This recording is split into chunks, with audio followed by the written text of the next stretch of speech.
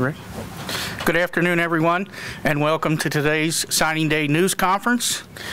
Coach Holgorsen will come forward and talk about the signing class. Then he will field some questions, and then we will have the assistant coaches available afterwards. So let's go ahead and begin. West Virginia head coach Dana Holgorsen. Okay, welcome everybody. First want to just tell everybody how much I appreciate recruiting coordinator Ryan Dorchester, who's in the back here, for the job that he's done on getting this class together. He's done a tremendous job, and he's celebrating his birthday today, so happy birthday, Ryan. The rest of the staff's in attendance here that you guys can get with some of these guys. A lot of these guys, several of these guys are first time you've had available access to be able to talk with these guys, but just commend the staff on the job that they did of getting this class together. If you look at the dynamics of it, you know, we got 25 guys in the fold right now.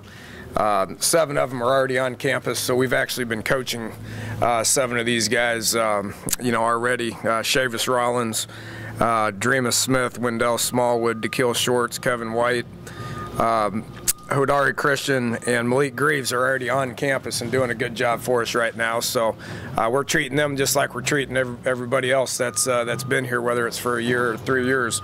So those guys are doing a good job. The thing about this class that stands out to me probably a little bit more than anything is we got these. We went to 15 different states to get these guys. You know, if you look at what happened last year, it was you know, the surrounding states and down south a lot. One of the things that we wanted to focus on a little bit this year was just trying to get some more guys from the surrounding states. You know, we got 4 kids out of Pennsylvania, both 2 from Western and 2 from Eastern Pennsylvania, 3 from New Jersey, 3 from Ohio, 3 from Georgia, 2 from Florida, and then 1 each from the states of West Virginia, Texas, Mississippi, California, Delaware, Kansas, North Carolina, South Carolina, and Maryland. That's a lot of travel time, and it's not easy to get anywhere, you know, so these coaches have been doing a heck of a job of, you know, we'd come back for recruiting weekends, and then Sunday we'd hit the road and be traveling all over the country. And, you know, you get a kid from, you know, from like a Devontae Henry who's from Oklahoma but out in Arizona. I mean, that's a lot of trips out that way to be able to go out and get those things. So it takes a lot of time. It takes a lot of money.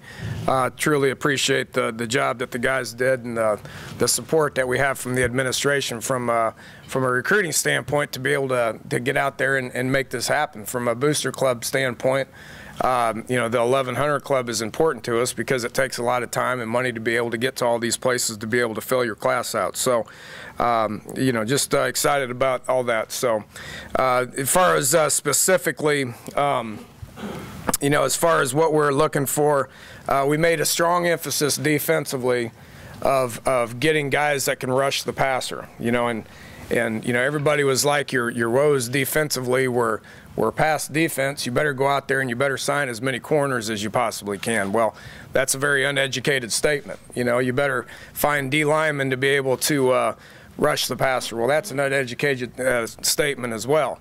What we really wanted to do, which was something that was deficient with what we were doing last year defensively, and we also lost Josh Francis and Terrence Garvin to graduation. I mean, we weren't very deep at those positions at all, and they're gone.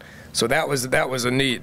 And when you add guys like Brandon Golston from Georgia Military, mentioned Devontae Henry from Arizona Western, Dontrell Hyman, who Coach Mitchell got out of Mississippi. These guys are pass rushers. They're long. They're able to get to the quarterback. Marvin Gross from over at Dunbar. You know, can rush the passer. Outside linebacker type guys, even along the lines of Jeremy Tyler from Atlanta, Isaac McDaniel from down in South Florida. These are safety type bodies that are going to be tremendous, and you know, from a nickel standpoint.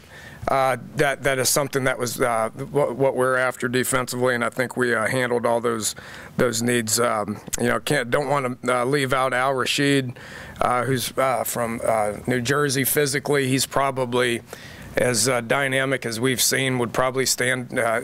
If you put him with our whole team right now, you wouldn't be able to tell that he was a new kid. He's physically pretty good. From a special team standpoint, we wanted to get out, and Coach DeForest did a great job of identifying Nick O'Toole, who's a junior college kid out of California, who's his upside is unbelievable. I mean, he's a big 6'3", 6'4" kid that has game experience, that will be able to come in, and with Coach DeForest being able to work with them, that gives us a scholarship punter in addition to Josh Lambert, who redshirted last year as a kicker, and John DePalm as a deep snapper. So we got 3 guys on scholarship that we feel good about, not only next year, but they're all young and will be able to help us for years to come. Offensively, ended up getting 13 guys. The biggest thing offensively, running back, last year we just had some problems from a depth standpoint, as we all know. So being able to add Dreamus Smith and Wendell Smallwood and Eli Wellman, that's going to give us a tremendous amount of depth at that position. Then you obviously throw in Dustin Garrison, with Bowie and Clay. We got some bodies. We got more bodies at that position that we've had since we've been here. So feel good about that. From an offensive line standpoint, excited about getting those guys in here. Marcel Lazard, Tyler Tezano, Stone Underwood, and Grant Lingelfelter. Just, from an O-line standpoint, if you're not adding 4 to 5 a year, then from a depth standpoint, it's going to end up catching up to you. So having a lot of those guys be able to come in to give us, I think, what makes 15 bodies on the offensive line right now. Coach Biedenbaugh's yelling at me in the back there because he felt like we should add 3 or 4 more. Never can have enough offensive line, but I like where we're at from a depth standpoint. We've got to establish some starters there, which is what spring practice is all about. But probably the biggest need offensively is just playmakers on offense. When you lose, all your production and a receiver standpoint with Tavon and Stedman and JD, I mean, you better go out and you better get some guys that have that kind of ability. And, I think we did that with adding 5 guys. You got 3 junior college players. Kevin White's already on campus, and he's a grown man. Look forward to coaching him. DeKeel Schwartz is on campus, and he's a grown man. Is adjusting to college quickly. And then the new guys, which are all, I don't want to place them in the Tavon Stedman category, but they're 5'8", 5'9", 5'10" guys that have just a tremendous amount of twitch. Mario Alford, looking at tape, is dynamic as I've seen. It just flat out can run. Ronald Carswell can run away from people.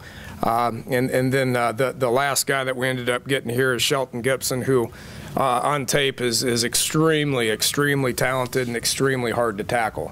So you talk about adding 3 guys starting in June, that when we throw the ball to them, as you know that we're doing, we just get them the ball in space. They're able to make people miss and go score. So whether the current guys on campus right now can hold those guys off is going to be fun to watch in camp. We'll coach the guys that we have on campus right now, and then we'll be anxious to add these guys and throw them into the fold as far as being able to find out what we're going to line up for in September of 2013. So that's kind of my thoughts on it. I will open this up for some questions as far as some specifics, but that's just kind of my general thoughts. Ed, I know you're going to go ahead and go first. Big group of junior college guys. If you could talk about that, the importance of bringing them in and how their experience already is going to help them transition in. Yeah, it's something that we've talked about for quite a while. And identifying those guys is not easy. You gotta spend a lot of time, identifying the guys, making phone calls, and then going and seeing them and seeing if if they're your type of guys. And one thing that I've seen change in college football is the amount of junior college kids that are being recruited.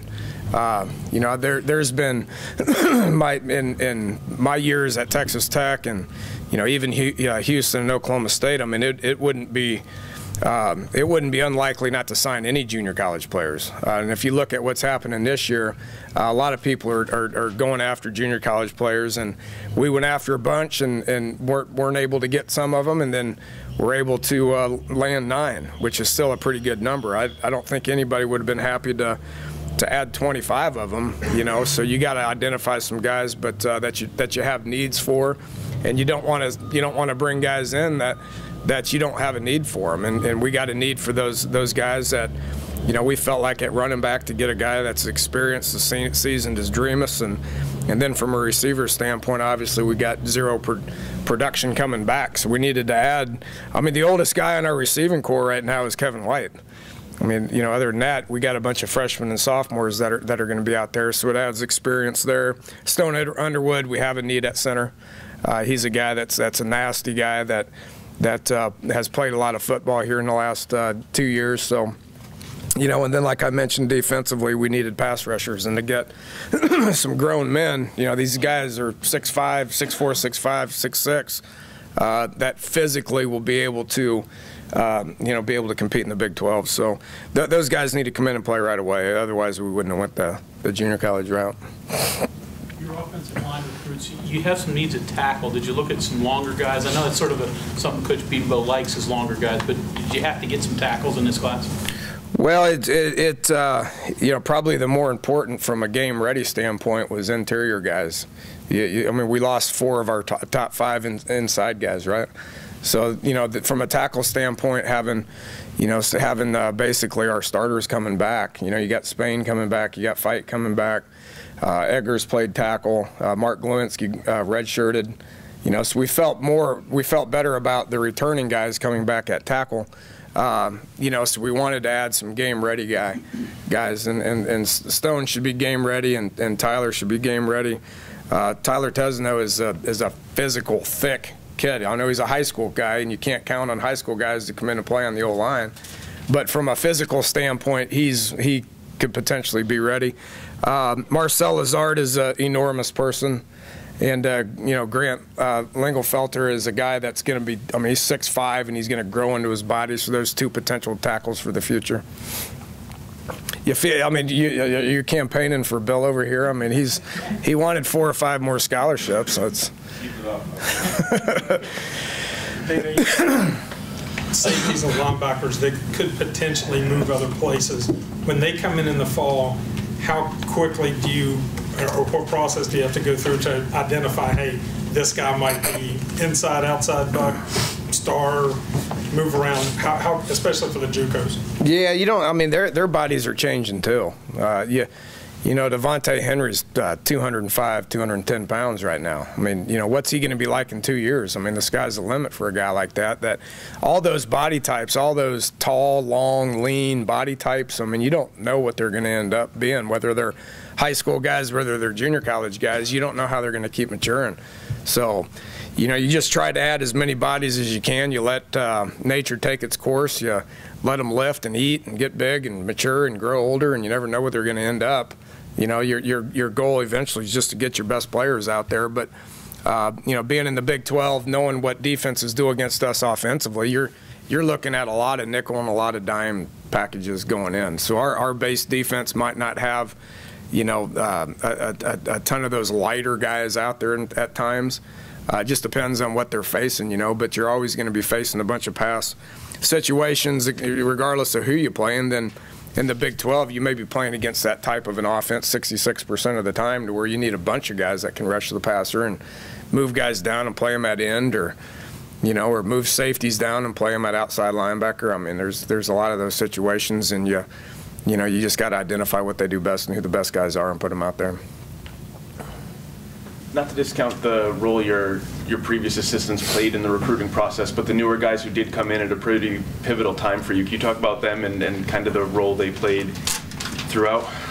Well, there's you know, you always take into consideration what guys bring to the table from a recruiting standpoint, from a geography standpoint. That's half the job, you know, and all these guys do a great job of coaching in.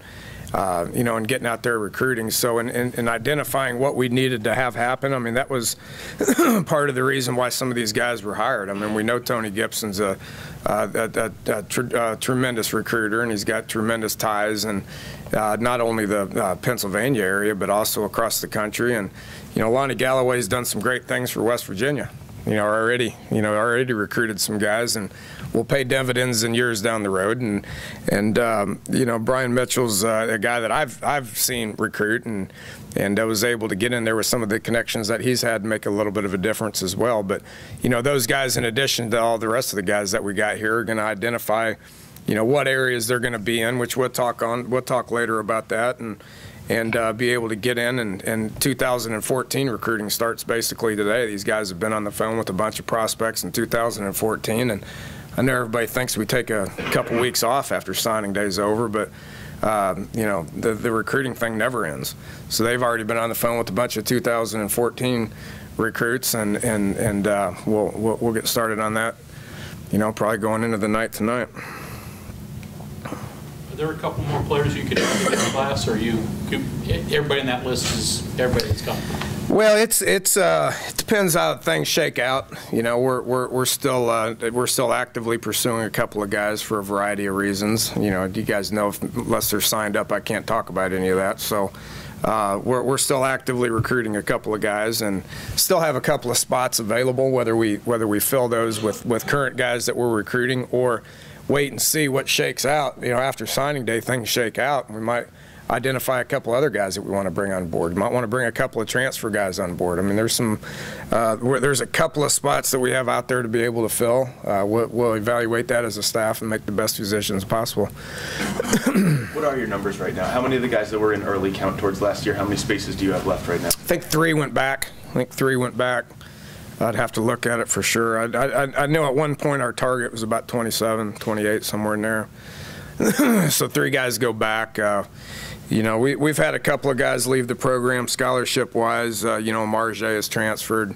Troy Gloucester has decided to graduate early, which opened up a couple of spots. But we're really still at that point where it's a little bit more important to hit your initials than it is, overall hitting the 85. We're not going to hit our 85, and it's because of the initials is the reason why. So I think we're one more, this recruiting class, we got to get all these guys qualified, get them in here, and then we don't have many seniors for next year.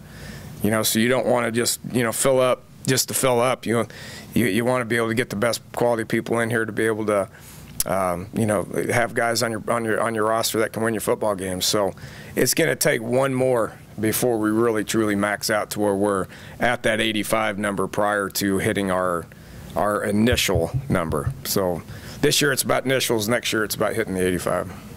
With the way junior college recruiting has evolved, is that something you guys are going to look at on an annual basis to try to get more guys moving forward? Yeah, it's about getting the best guys. I don't think next year it's going to be as important.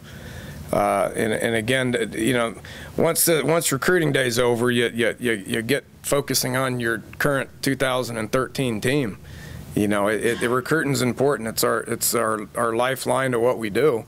But player development's pretty daggone important too. I mean, you got to make sure that you're getting these guys buying into the program and getting better on a daily basis when it comes to how they're acting, how they're acting socially, how they're doing academically, how they're doing athletically, making sure they're doing everything that they can be doing to be getting bigger, faster, stronger, and smarter every single day. So that's probably a little bit.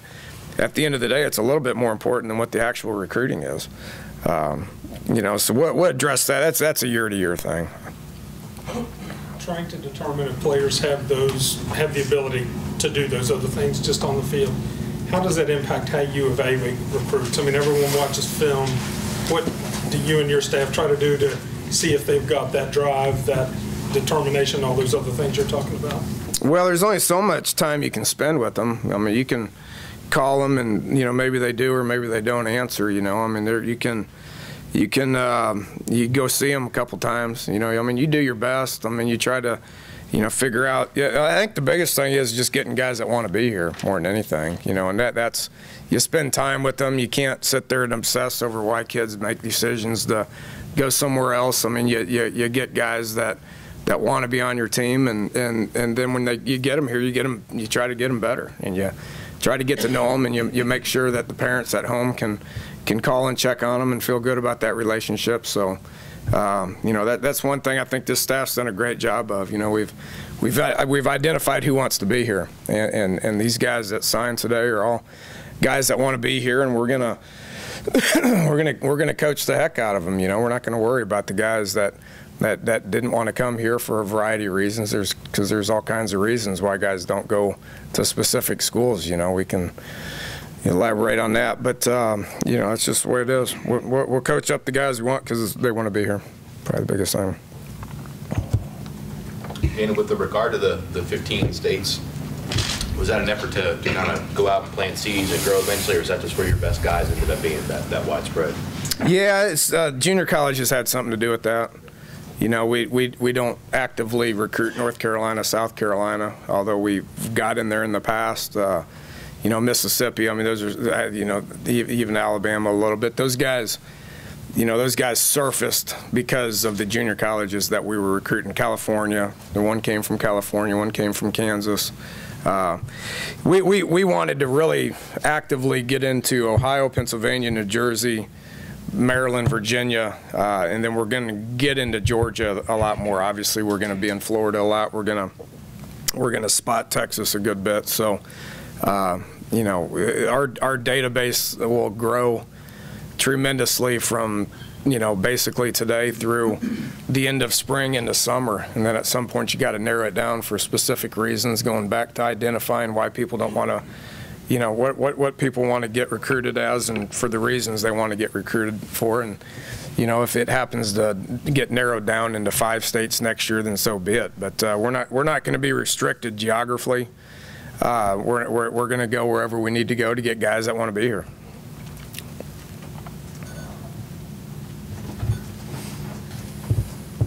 Anyone on this list make you sweat here in the 11th hour or anything that you weren't sure if they were going to sign?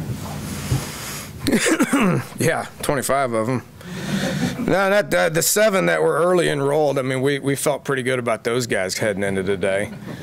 You know, we worked those 7 guys out yesterday, and then the other, I guess, 18 guys that signed today. I mean, you never know. I mean, we talked to them all. We talked to all 18 of them yesterday. We talked to all 18 of them again today. There's probably going to be a certain amount of red buttoning these guys here for the next few weeks, because we're tired of talking to them, and they're tired of talking to us. So I'm glad it worked out the way it did.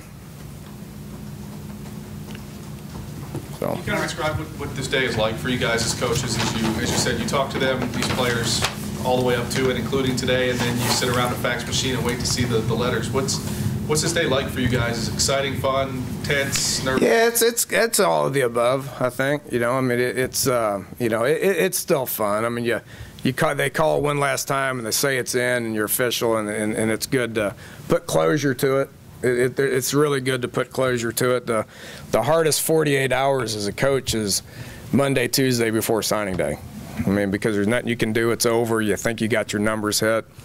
You know, you don't know if they're going to send it back or not, you know, but, you know, we did a heck of a job. I think this staff did a heck of a job of identifying the guys that wanted to be here. And you know, we put a list together last night of 18 people, you know, that we thought were going to sign, and all 18 of them signed. So I can assure you this staff didn't lose sight of the ones that didn't, you know. Again, people go to different schools for different reasons, and you know, it's hard to identify all those, but once you identify them, you figure out who your guys are and you roll with it. So there's some relief to it, and there's some satisfaction to it, and some closure to it, which I think we all look forward to. You're going to lose somebody academically, or how do you feel overall about the 25 guys? Are there many that you're going to have to sweat this summer? There's always guys that you got to keep your eye on. You know, I don't. You know, Coach Dorchester can probably give you a specific percentage. I know there's a high percentage of them that are already qualified. It's not 100.